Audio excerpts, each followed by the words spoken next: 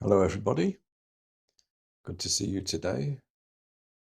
And welcome to the Friday Live for the 20th of February. So today we are going to be following up on the Friday Live from the previous week. So if you're watching this after the event, you can always find the one from the previous week by going to the live tab in the YouTube channel. And it should be there because what we did last week was we looked at this quince that we're going to be painting today, but we did it in black and white. So that was kind of focusing entirely, in fact, on the main modeling factors. And I was talking about how painting something realistically and getting it to live, to feel like it's actually there and you can reach out and touch it, is a combination of what we see and what we know. Now, painting, of course, in the wider sense, is a combination of much more than that.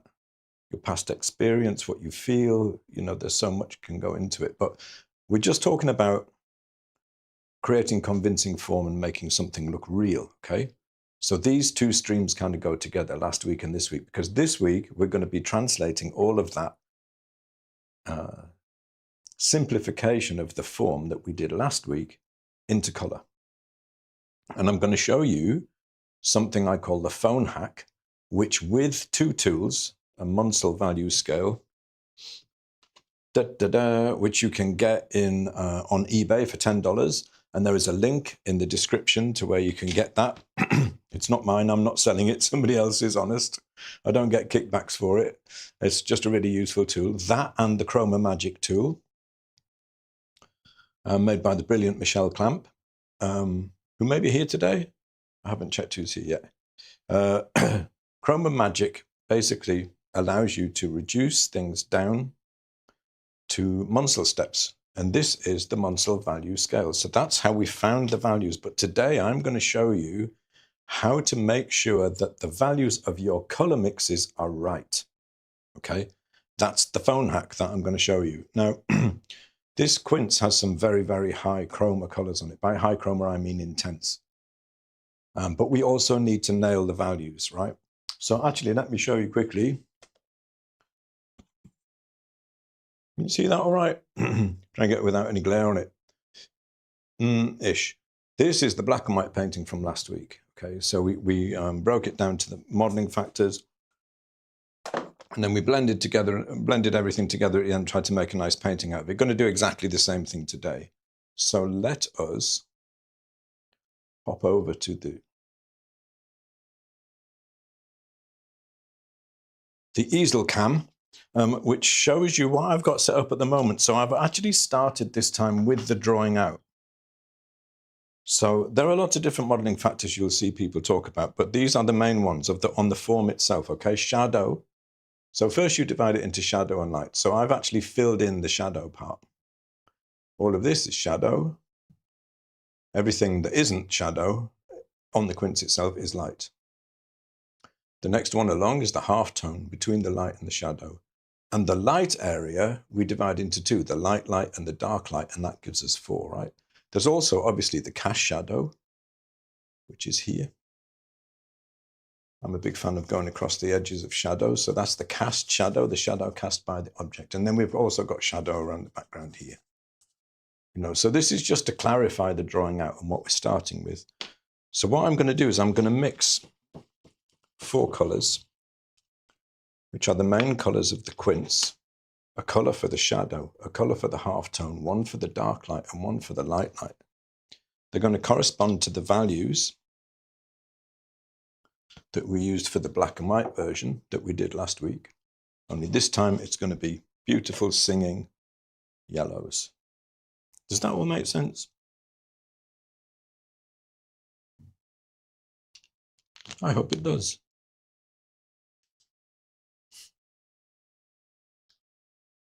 Hello, Dennis from British Columbia. Good to see you. And B. Fura has freezing rain in Toronto. Yeah, the heavens opened here a minute ago and it chucked it down. And now suddenly the sun is out again.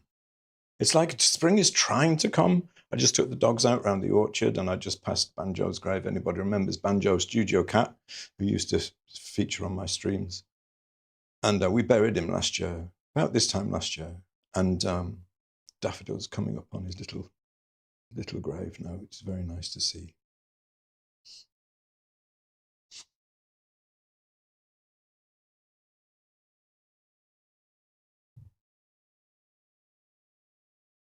All right then. So on my phone here, I have the ChromaMagic app already loaded with the reference photo. But what I'm going to show you before we go any further is a couple of things about how you can decide what colors you want where, what the values are going to be. This is why I think Munsell is so useful, right? So I'm going to show you,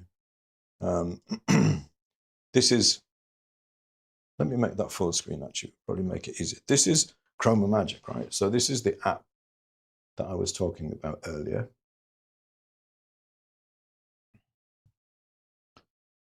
Just a little bit bigger if you see it that big. So you can kind of see the various areas, right? This is the shadow, right?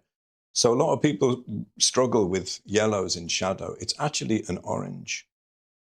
Okay, so if I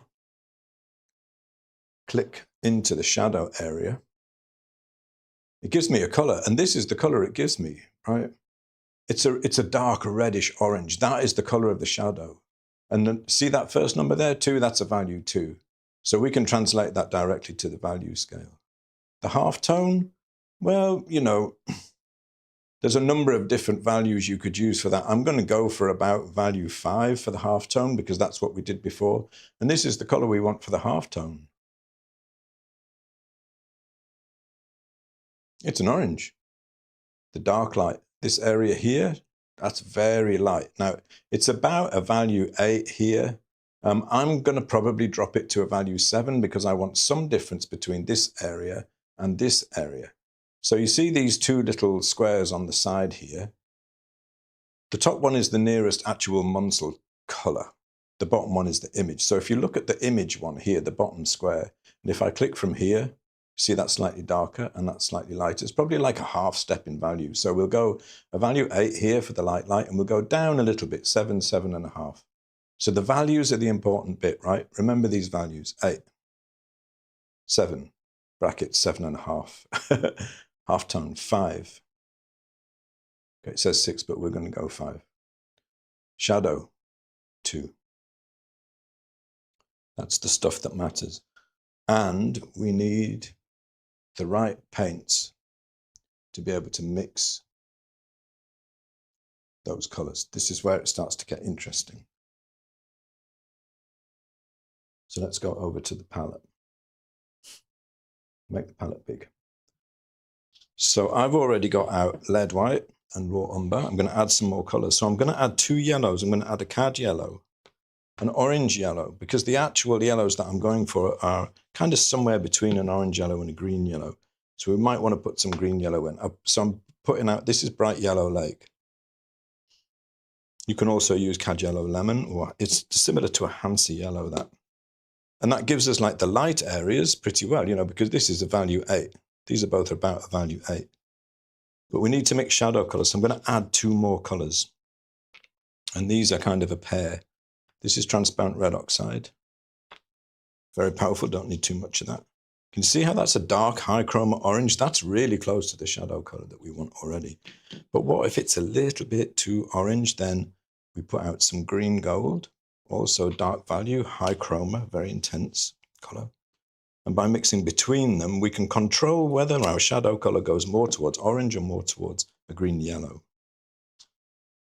We've got raw umber already, and I'm going to put out ivory black. And I don't think we're going to need any other colors in order to paint this quince, because it's basically the same local color all over. And the background is black and brown. So, you know, for the purposes of this exercise, and it is an exercise, we're going to try and get pretty close to the colors that we see. But remember that when we're making a painting, we're not just copying a photo. We're trying to make something that lives on the panel, right? And that doesn't necessarily mean just copying what you see in the photo. You can paint that way if you want, but I want a stronger feeling of form. I want more depth. I want more life. than the photo can give me, okay? So let's see about mixing these colors. We were like a value 2, right? So we want something like this. Now, the quickest way for me to get to that is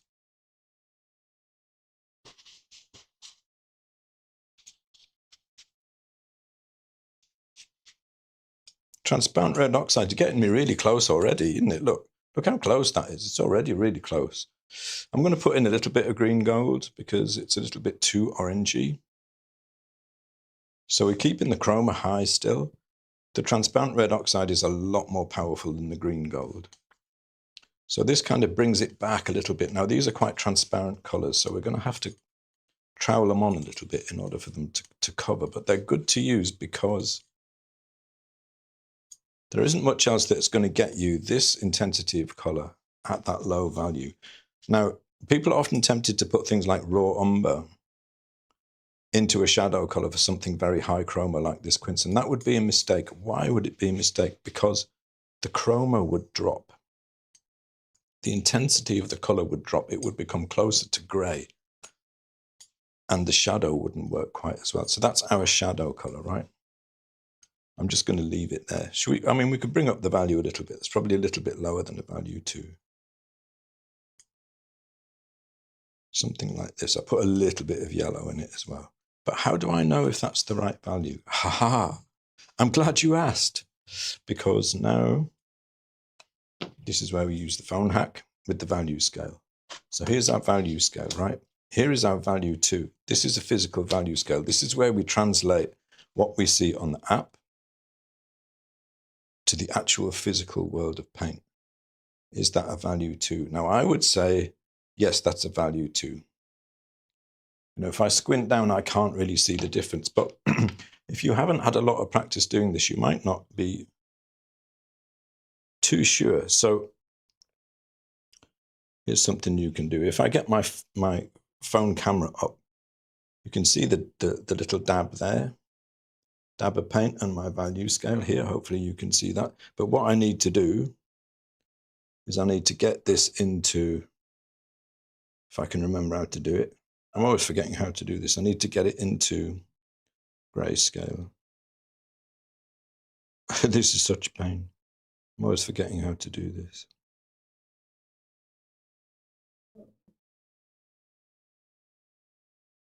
It's not, where is it again? Is it in here? Here it is. So this is an Android phone, so I've got to tap that little thing up there, but there'll be something different that you can also use. And what you'll see is, like, if I put it over the yellows, you'll see, like, as I go through, eventually I'll hit one of these, which is grayscale, right? Calls it shadow.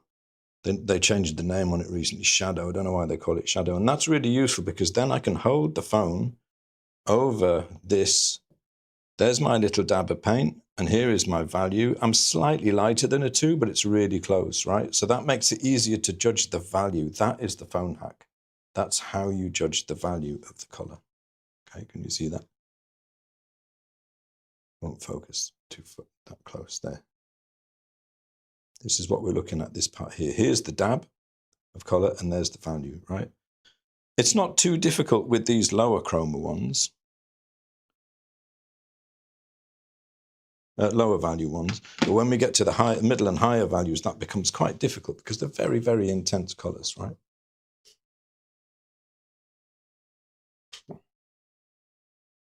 Oh, that's nice. Michelle says, I'm putting a live camera option into the next version of ChromaMagic so we won't have to leave the app. Oh, I like that. That will make it even easier to use. So this is basically what I'm showing you here is a way that you can use the ChromaMagic app and the value scale to make sure that you know the values of your mixes, because value is the most important part of painting, right? So the next thing we wanted was the half-tone color. So let's mix that. I'm going with about a value 5 for this. I want something like that. It's a value 5. Now there's my value 5 on my scale. That's the color that I want. Probably going to be able to get there pretty close with just yellow. The halftone area is pretty small, so we won't need a huge amount of paint. And transparent red oxide. to about the same value. If you wanted, you could throw in a little bit of a red, like quinacridone rose, or even a cad red if you wanted to. But we don't really need it. But notice I'm not putting any white in this. I'm not putting in anything that's going to drop the intensity of the color, that's going to drop the chroma, okay? So is that right? I don't know. Is that a value of 5? It looks a little bit too light to me. Maybe it's about right. So we'll do the phone hack again. This is a nice step-by-step thing that you can try at home if you have these two tools. The ChromaMagic app is incredibly cheap for what it does. It's like $20 or something. So I put my little dab on there, right? Looks like it might be a little bit light, but, you know, it's kind of hard to tell. So go back to the phone hack and let's have a look and see. Here it is. Actually, it's bang on a 5. It's bang on a 5. There's the little dab of color, and there's the value 5 that I've put it on. You know, that is basically the same value. Phone hack tells me I've hit a value 5 there with my halftone color. Nice. Good to know.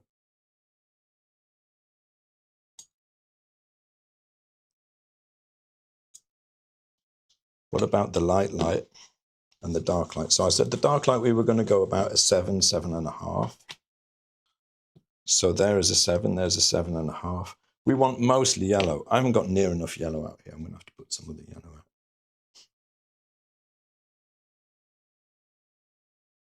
And it gets harder to judge these colors the more intense the chroma is. The further away from gray, the more intense, the more pure the color, the harder it gets to judge. Big gob of cad yellow. I'm gonna just to swing it a little bit more towards a green yellow, I'm going to put some of this arylide yellow in as well, because I think it's like somewhere in between. That's the hue, you know what I'm saying. Is it a more orange yellow or a green yellow? Hue is like the least important. Most important is the value. Next most important is the chroma. And because this is a very high chroma object, we're just going for the highest chroma we can get. Is that a value 7? I can almost guarantee you that it isn't, right? It needs to come down a little bit. I'm going to put in a little bit of green gold, a little bit of transparent red oxide, just to bring it down a little bit, because I happen to know that my cad yellow is a value 8. And I want about a 7.5, say. This is for my dark light. By the way, as attendees of the last workshop will know, the Brushes with Autumn workshop,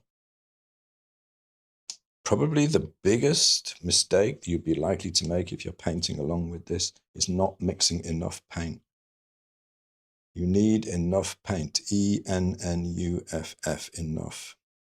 Let's see what value this is now. I think is it a 7.5 or is it an 8? I think it's closer to an 8.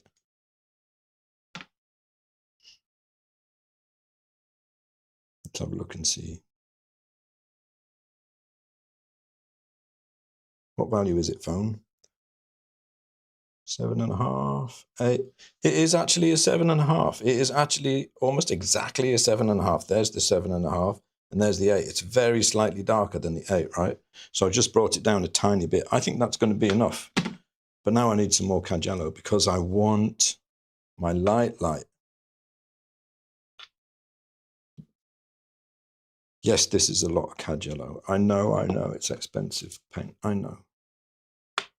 But if you want to be able to get most of the expressive qualities of oil paint into your pieces, especially if you're working alla prima, you need to use enough paint. Hopefully that'll become clear when I start putting these onto the panel. And we're nearly there. We're nearly at that point, right? So you can see already that slightly higher chroma, it's slightly lighter. I'm going to put in a little bit of the yellow, the green yellow, take it a little bit that way. And, oh, look at this, 4 colors. Is the value right, though? Is the value right? Is it an 8? Let's find out. It might actually be slightly higher because the green yellow, the arylide yellow, is actually slightly higher. Let's put a little bit of dab on an 8.5 and see what we're close to. Phone, tell me. How am I doing on my value? My phone says it's an 8. There it is here. It's a little bit darker than an 8.5. It's an 8. But that's good because that means, you know, you can see just about the difference in value between these two. Here is my dark light. Here's my light light. This is slightly darker, right? Success. I've mixed the colors with a combination of ChromaMagic, my phone, and the value scale. We've absolutely nailed those values. Will they work on the painting? Well, we're about to find out. Can you use, I can almost imagine someone thinking when they're watching this, can you use any old value scale? You can if you like, yeah. It's just going to be a little bit less exact. This is a Munsell value scale, so it's actually a direct translation of the values that you see in the app onto your palette. I can also hear in my head somebody else saying, yeah, but that's not art. I know it's not. I know. It's an exercise to train your eye to see value, to see the values of color better. We might make something that looks good out of it as well. Hopefully we will, you know.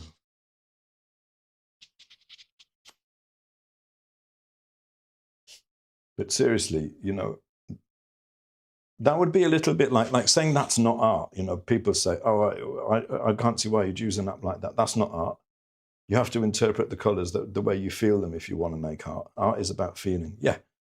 Would you go walk into a concert violinist practice room when they were doing scales and say to them, that's not music. Music is about feeling. That's just a scale you're doing there. Why are you wasting your time? Of course you wouldn't. It wouldn't even cross your mind.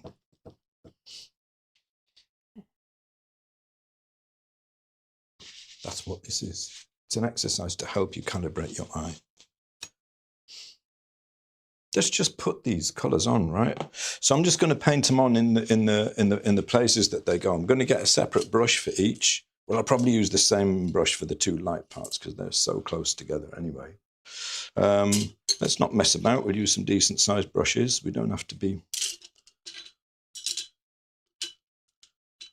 too careful about them as long as we get them in about the right place. So I'm going to go shadow, half tone, dark light and light light. Just to make it really clear, like I'm going to use one brush. Shadow, half tone, dark light, light light. A separate brush for each color. Okay.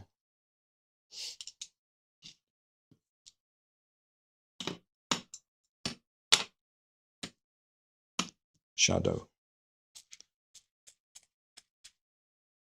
It's a little bit stiff, this brush. Hopefully it will cover all right.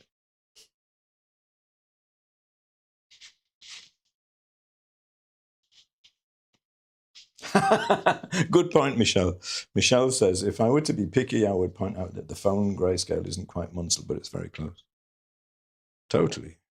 But it's a good way to check the value of your mixes against a Munsell scale.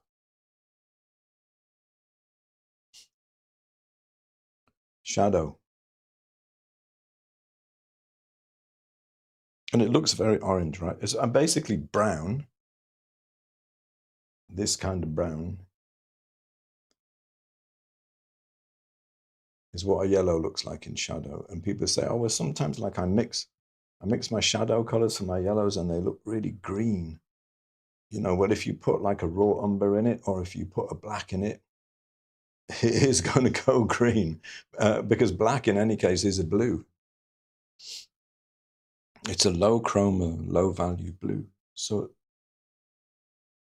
if you put any black, if you take yellow and you darken it with black, you're going to end up with green.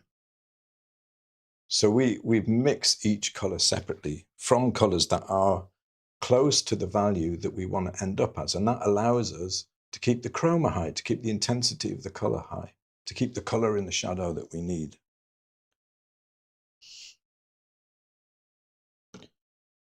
Because tube colors are, generally speaking, at their highest chroma straight out of the tube. If you mix anything with them, the high chroma colors anyway, it usually means that you're going to drop the chroma. Okay, the halftone area. So I'm pretty much just banging these in at the moment, right?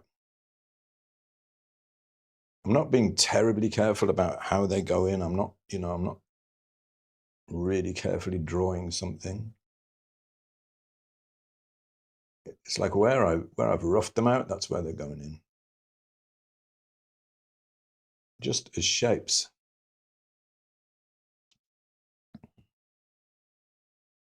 Well, this is halftone. Oh, something set the dog off.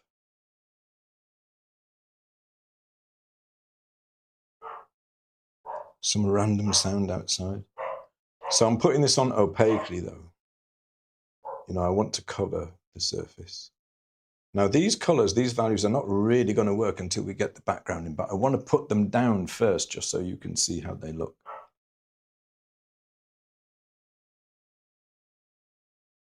Literally 4 colors. Halftone. Probably come over a little bit more here.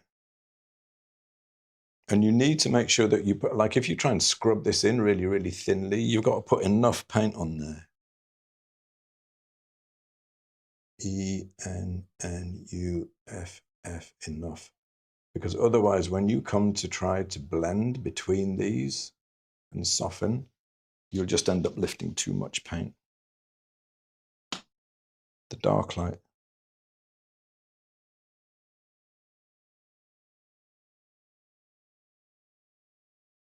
Now this is very much the light, okay, still.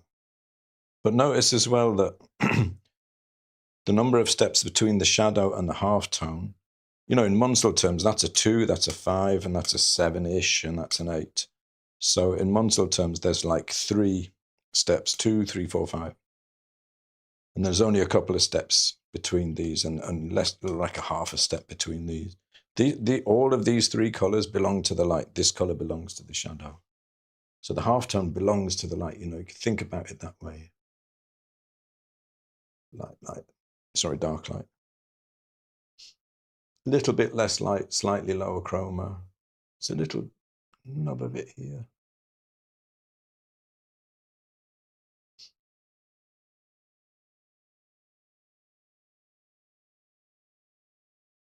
Like most of the time, I'm not even looking at the reference photo while I'm painting this in. I'm just putting the colors down.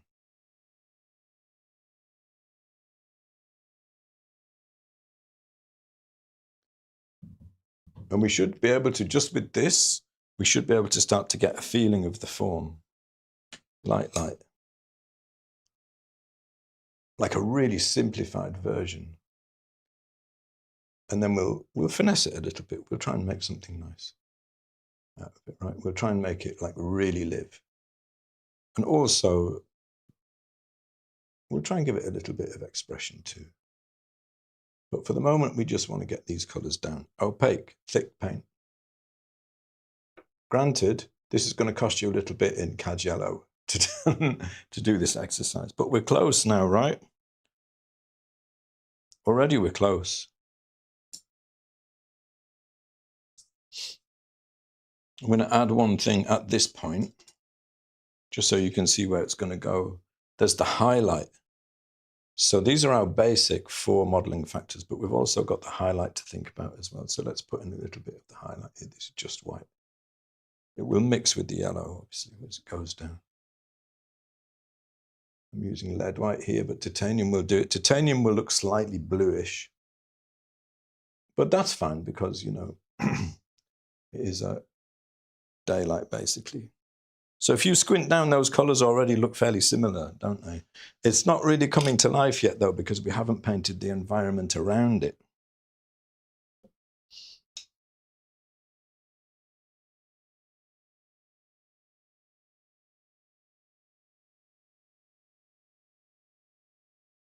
Jacqueline says, Paul, the goal is to be able to do this in a more intuitive way in the future, correct? Absolutely. That is the total goal. So you practice like this. The point is, if you practice something like this a few times, what you're practicing is getting the color right. You're practicing getting the values right. Okay? Getting the right values in the right places, the right color in the right place. The more you practice this, the more you calibrate your eye, and it informs what you see. And this method of simplifying into the 4 main modeling factors is just a way for you to make stronger form, to simplify what you're seeing. You can do this from life, just the same as you do it from a photo.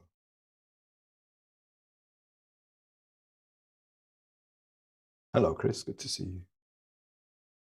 Don't worry about being late, that's fine.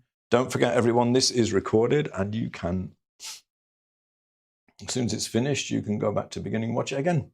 And you can find all the previous Friday live sessions as well.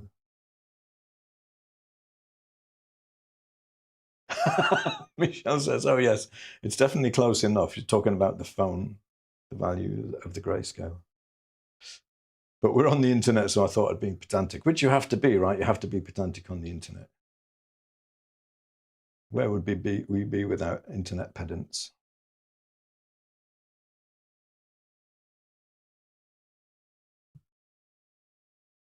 So we need to put in some stuff around this now. We don't really need like a bunch of tools to do this though, do we? We do want a nice big brush. So for the shadow areas, right, they're really, really dark.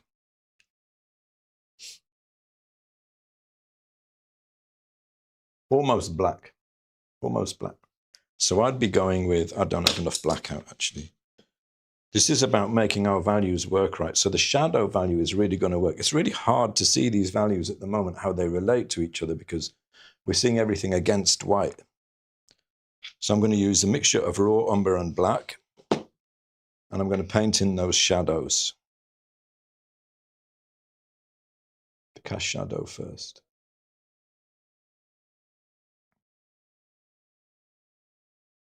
See that? Suddenly this value looks entirely different when you see it against a very dark value like that. Really different, right? Because we see values in relation to each other.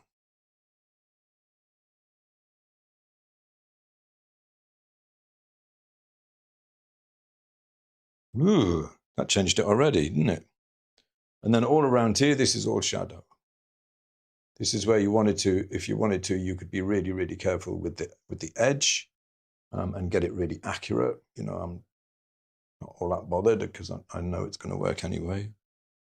All of this is really dark, right? All around here. So I'm just going to brush in this. This is just raw umber and black. Very, very low value. You can see how it changes everything, right? It changes how you feel those colors, those other colors. It's fascinating.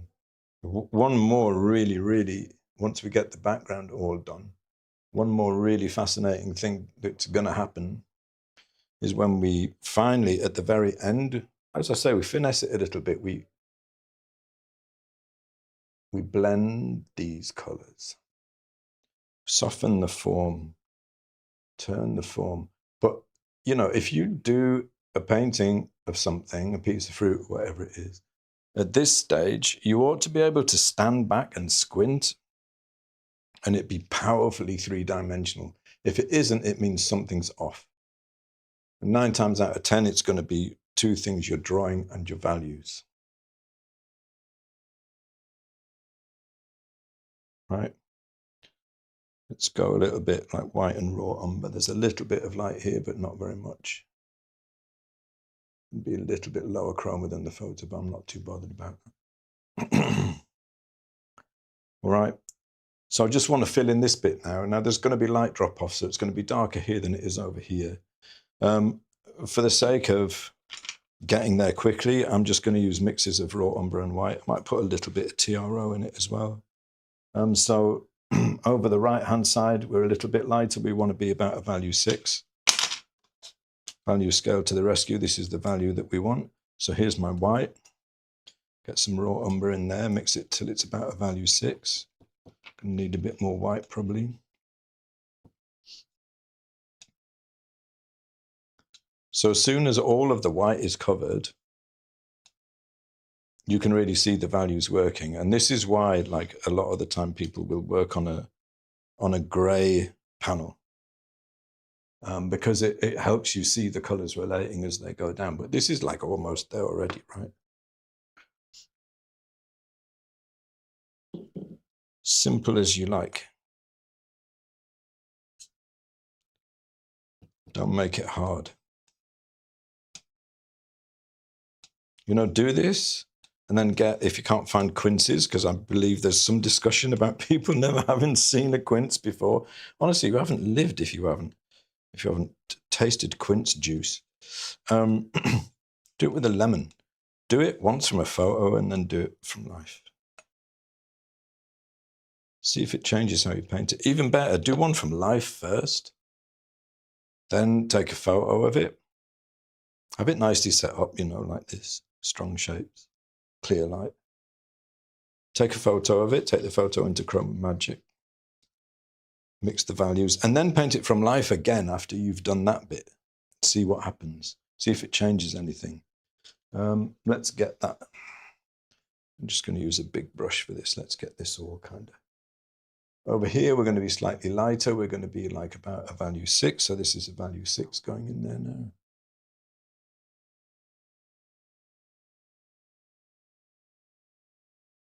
The left-hand side is going to be a little bit darker. Bring a bit more raw umber into it. Just light drop off, basically. To keep all our shapes together.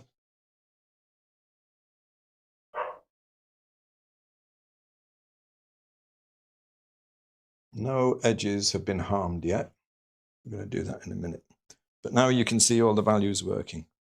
I'm too tempted to... I've got to put a little bit of chroma in this tabletop. It looks a little bit too dull, doesn't it? So I'm just going to throw in a little bit of transparent red oxide and a little bit of green gold into my mix. Give it a little bit of chroma, not too much, so I don't want to take it away from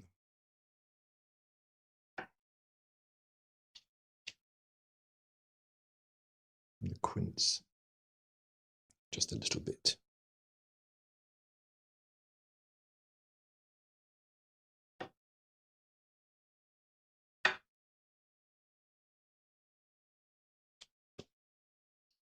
A little bit of adjustment. Slightly lighter. Slightly drop the chroma over here where we're in the light.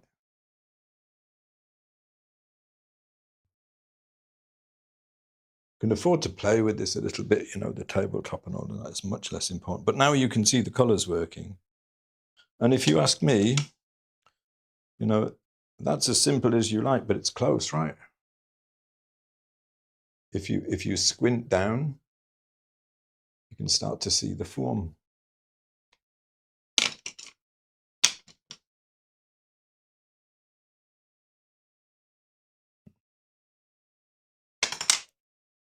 And that's mostly because we've been very careful about where we put those colors and making sure that they are the right value.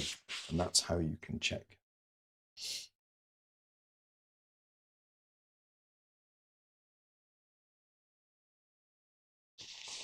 Exactly. So Sarah says, I've also seen improvements in my color and value judgment since having ChromaMagic and the value scale, which Paul uses. They have both trained my eyes to see values naturally. That is the point. That is the point.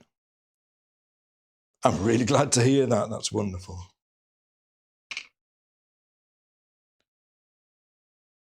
A little bit of light in here.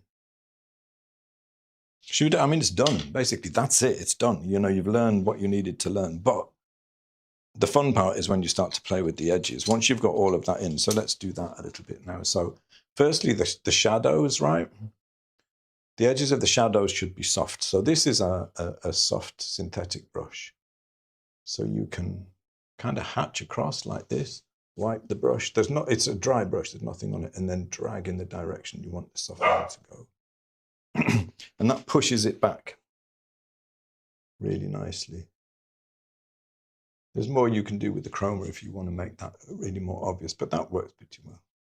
This is a cast shadow as well, so it's going to be softer the further it is away from the object that's casting it, which is the quince. So bigger hatches further away, and they get smaller, smaller, smaller, smaller, smaller, smaller. And then we wipe it off and drag. Ooh, look at that. Changes things, huh? This is all shadow, so we'll soften all of this.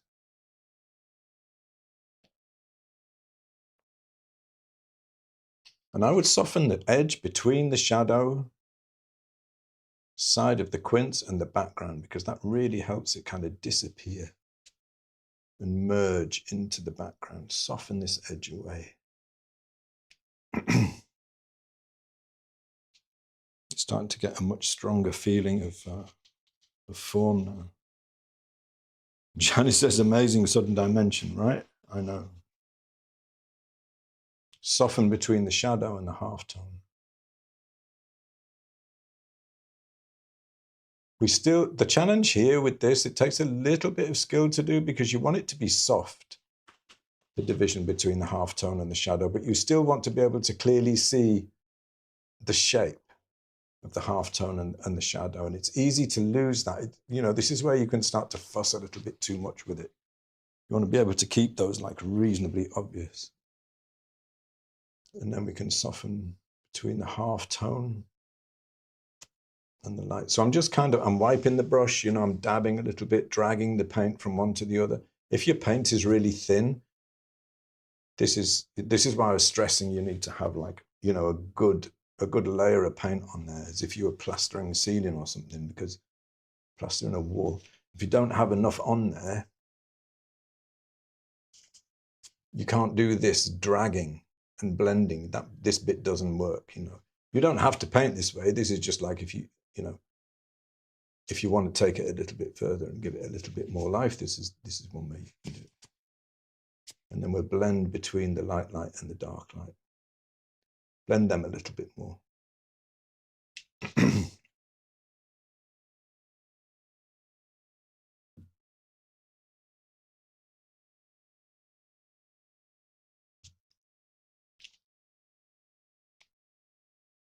Going to bring a little bit more deep shadow into the middle.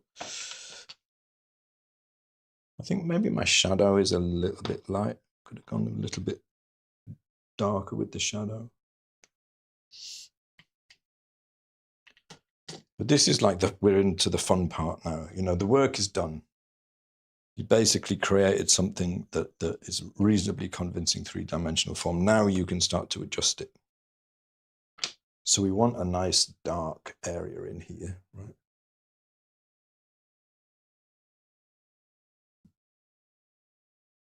Deep shadow.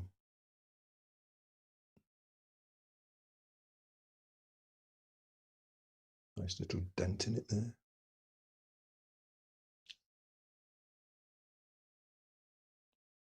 Bit of TRO and some raw. We're going to bring this shadow area down a little bit in value. Nice. Start to look for the drawing a little bit more now, the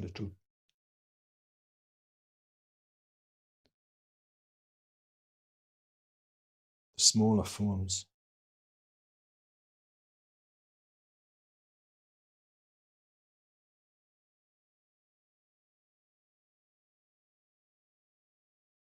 What I'm mostly doing is just refining the shapes a little bit by bit.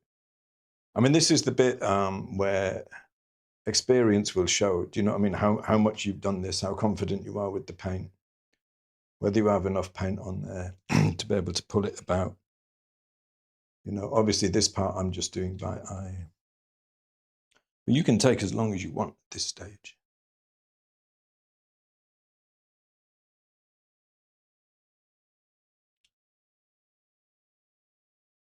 And we've got all our colors here, so now we can start to mix between them on the palette for where we might want a specific color.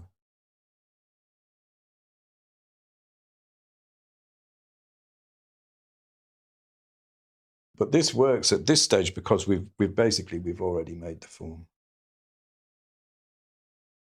If you try to start putting like these small details in and then wonder where the form is, wonder why you don't have the form and try to create it afterwards, it ain't going to work.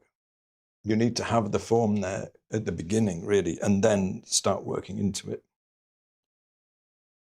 I want to soften a little bit before my dark light and my halftone, so I'm going to mix a color between the two.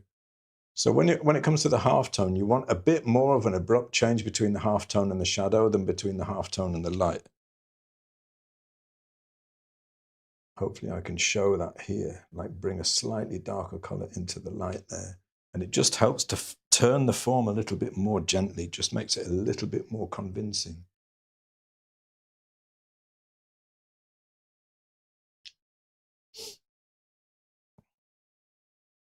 Right, so it's still, you know, fairly simplified at this point. But you could carry on working with this like as long as you like. The paint is wet, you know, you can play.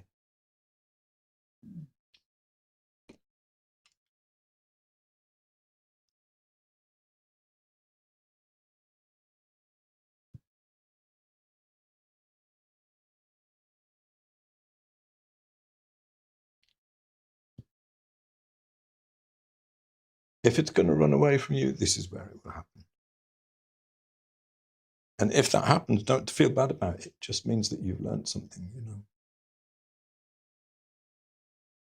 You can go back and have another go.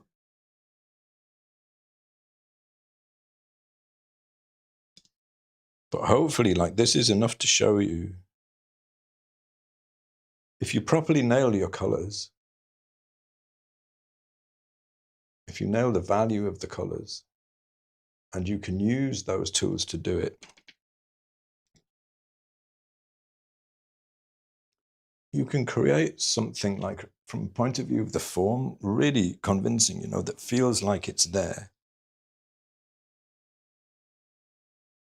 without spending half a lifetime sweating over it. It's about simplifying, getting down to just the colors you need and putting them in the right place.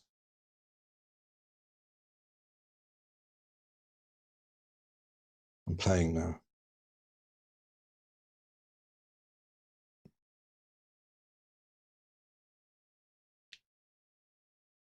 This is when it starts to get fun. To me, it's like, this is like the fun part.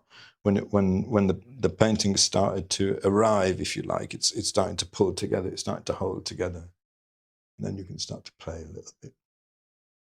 Have a bit of fun.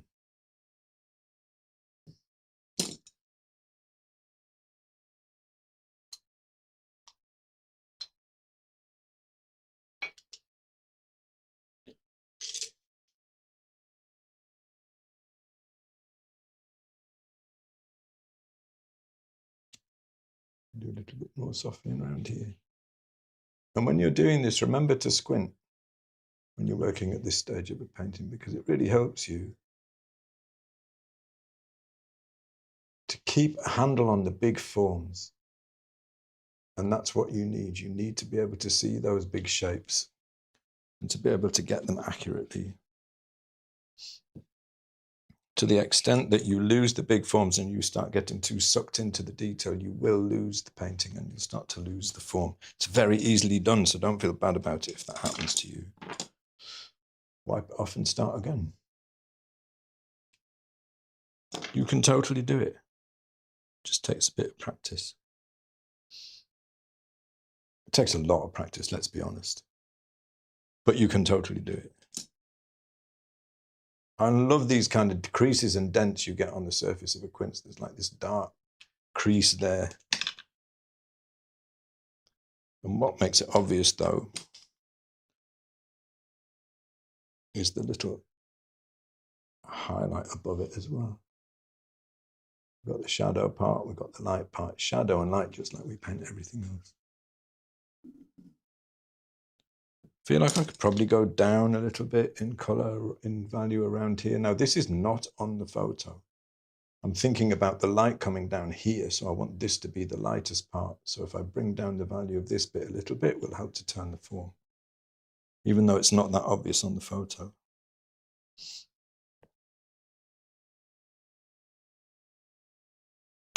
And we're done.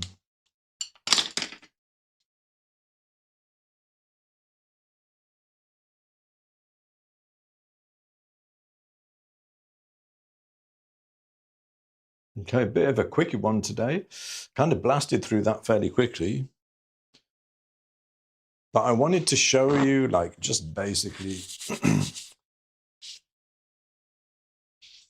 how this stuff works.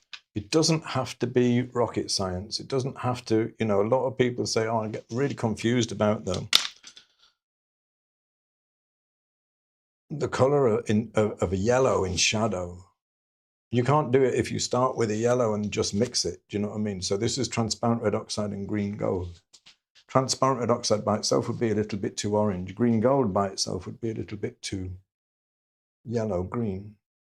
Mix the two together and you get a nice high chroma, low value yellow-green. I want to keep playing. I must stop. Stop me. Stop me, somebody. This is the part you know, at this point I could happily spend another 2 hours just like fiddling with it. And playing with it and making it a little bit more realistic. But it doesn't matter, you know, it doesn't need that. It's like, basically, I just wanted to show you this basic method. So, brilliant. This is what I like to hear. Guy Bailey says, whoa, putting down my brushes. It's working. It will totally work. Just be really careful. You know, you can get this reference photo. The link to this reference photo is in the description. You can grab it there. Be really, really careful, like really focus on getting those values right. That is the main thing, right? Nailing those values, that's the bit you really need to get. I promise you, if you nail those values, this will work. This will work. Use the same colors that I did, nail those values, use the same mixes, and this will work. Okay, and if you've never experienced it before, then for the first time, perhaps, you will powerfully experience what it's like to get the right values at the right colors in the right places on your painting. And that changes everything. You won't get it in one go, you know. You won't necessarily get it in one go. The bit at the end where you're blending and stuff like that, you know, it can fall apart there, you know, so be aware that that can happen. That's the part where a bit of like kind of skill and experience comes in. Practice it and you can get it. You can totally get it. ChromaMagic, there's a bit of information about that in the description. The value scale, there's a link to the value scale. I've given you a link to the reference photo too, so what's stopping you? Have a bash, you know, just give it a go. You've got nothing to lose, a bit the price of the materials. If you like the video, drop me a like. Hit me a like. If you want to see any more of these, I do one every Friday, and there's a bunch already on my channel in the live section. If you subscribe, you will get them. There's also a link to subscribe to my email list where you will get this and lots more. And if you want to learn with me, there's a link in the description to my school too. Online art school, which is, you can try it out for $1, which, let's be honest, is pretty cheap, especially since you can download some of the videos. Shh, don't tell anybody. Listen, I've really enjoyed painting for you today. I hope you had fun. And I'll see you all again very soon. Bye for now.